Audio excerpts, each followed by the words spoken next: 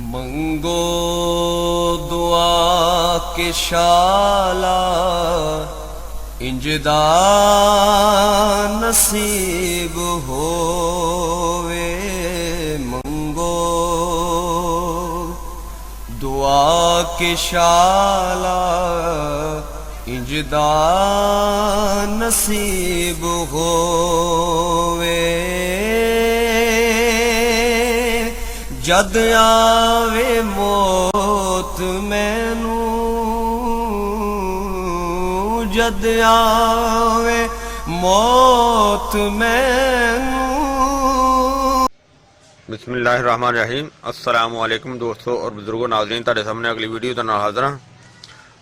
आ देखो तुसी ए जिहड़ी वीडियो तुहाडे सामने पेश की जा रही सिर्फ 3 चीज़ां ते मुश्तमिल है। चौथी चीज़ इहदे विच इस्तेमाल होएगा देसी घी दा तड़का समझ लो, या देसी घी दे विच इहनूं ब्राउन करना है। हुण मैं तुहानूं ये दस देना कि यह चीज़ां किहड़ियां ने। यह सब तो पहले नंबर ते गूंद फलाई है, गूंद फलाई है। और दूसरे नंबर ते गूंद फलाई जिहड़ी है इसे लैनी है 100 ग्राम। और जिहड़ी है दूसरे नंबर ते जिहड़ी है समग अरबी,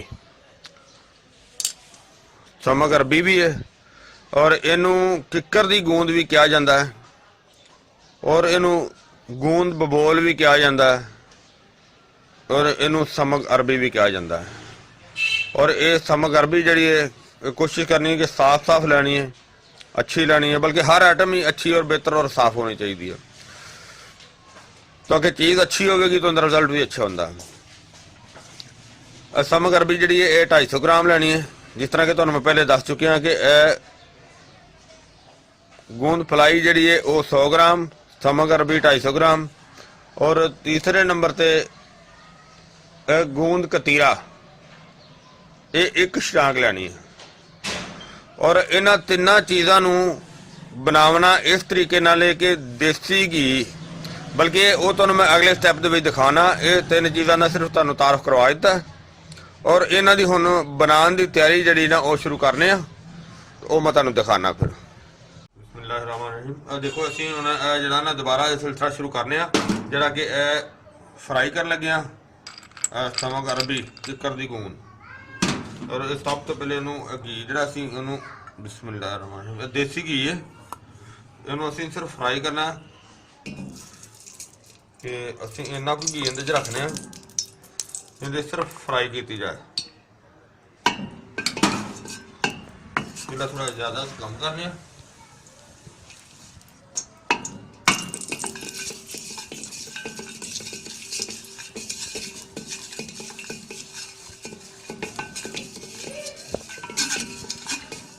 बिस्मिल्लाहिर्रहमानिर्रहीम।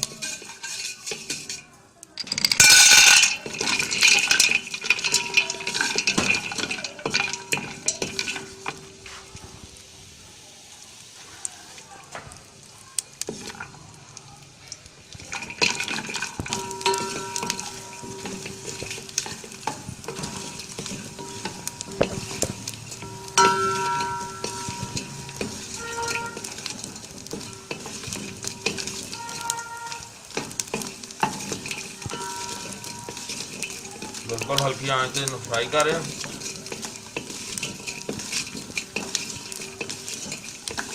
बार बार हिला देना ताकि जले भी ना, एक जैसी सारी हो जाएगी।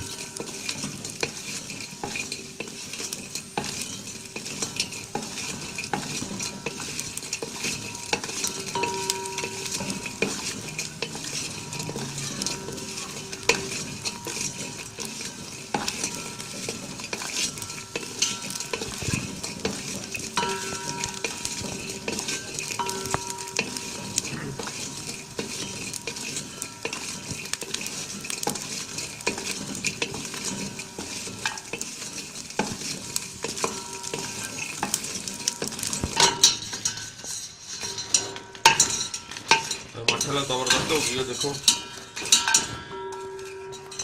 और इसी तरह सेम होना, देख रहे हो बहुत आला होगी।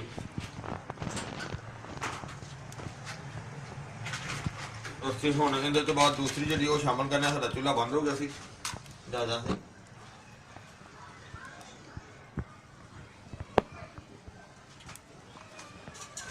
और ये सारी बेहतरीन चीज़ तैयार होगी। और असं जो बाकी गर्म हो गया, दूध की जी है फ्राई की गूंद हम असी इन फ्राई करने। थोड़ा जहा गर्म हो जाए तो बिस्तर अंदर थोड़ा जिना घी जो असी होर शामिल कर दें। देसी घी शामिल किया जो पहले भी और हुण भी दोबारा देसी घी के नाल असी इन्हूं फ्राई कर रहे हैं।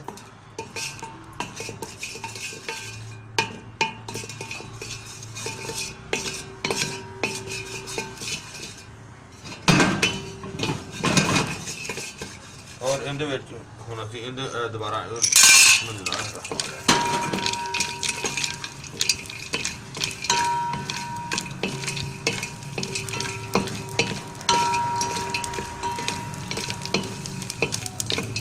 क्योंकि जिहड़ी हल्की आंच ते बनावांगे ना उन्नी अच्छी रहेगी।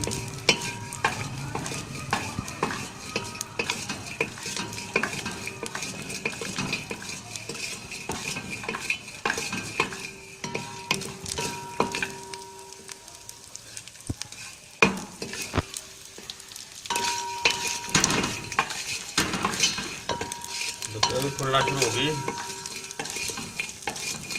गूंद फ्राई थी थोड़ी पहले तुम देखी हो।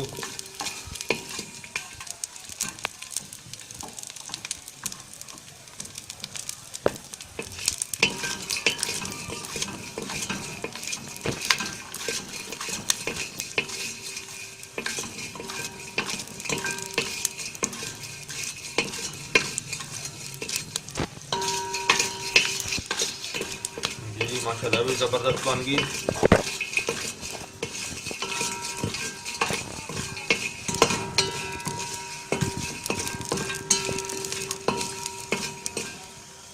और इन्हें नसी ज़्यादा कर लेना।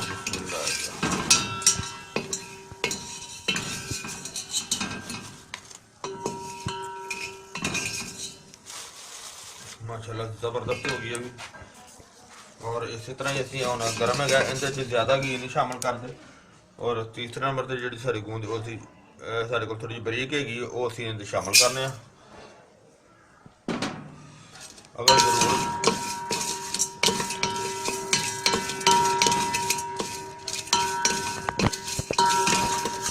माशाल्लाह जबरदस्त हो गई। देखो बेहतरीन ब्राउन हो गई। जी मकदार तुम इस तो ज़्यादा चीज़ों की रख सकते हो। कम करने चाहो तो कम भी कर सकते हो। जली नहीं बिल्कुल ब्राउन है ज़्यादा। देखो सारिया चीज़ां साड़ियां तैयार हो गई ने रेडी हो गई ने। और इनू असीं हुण ठंडा होने का इंतजार करने। ठंडा हो गया फिर असीं पाउडर बनाने वा।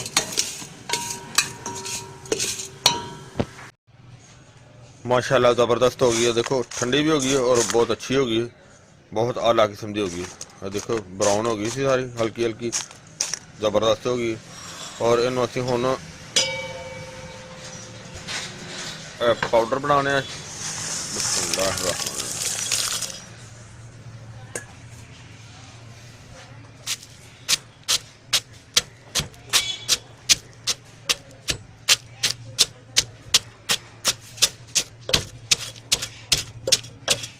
जल्द नरम हो गई काफ़ी और बड़ी अच्छी जड़ी ना पाउडर बन जाएगी।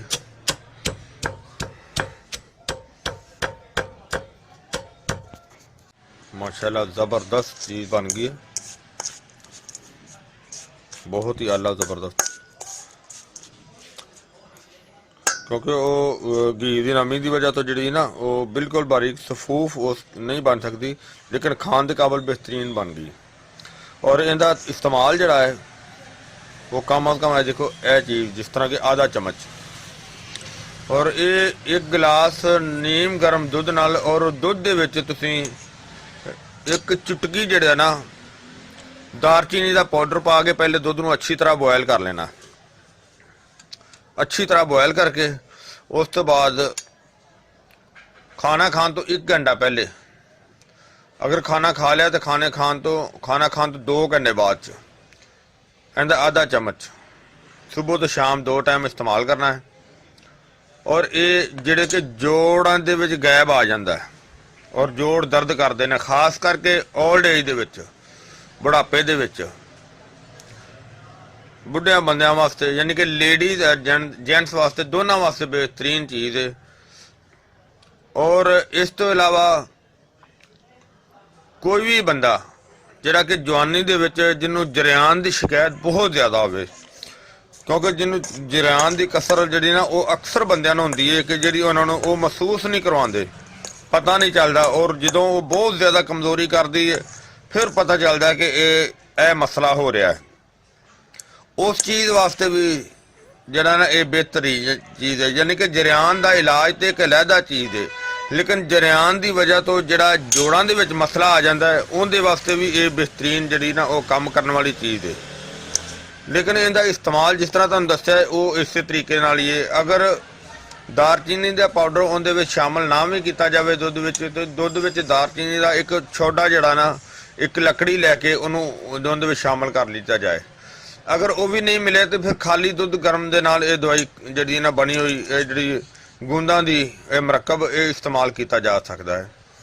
ਔਰ ਇਹਦਾ ਬਹੁਤ ਹੀ ਅੱਛਾ ਤੇ ਬੜਾ ਜ਼ਬਰਦਸਤ ਅੱਛਾ ਰਿਜ਼ਲਟ ਹੈ, ਔਰ ਇਹਦਾ ਕੋਈ ਸਾਈਡ ਇਫੈਕਟ ਵੀ ਨਹੀਂ, ਔਰ ਇਹ ਕੋਈ ਜ਼ਿਆਦਾ ਮਹਿੰਗਾ ਵੀ ਨਹੀਂ।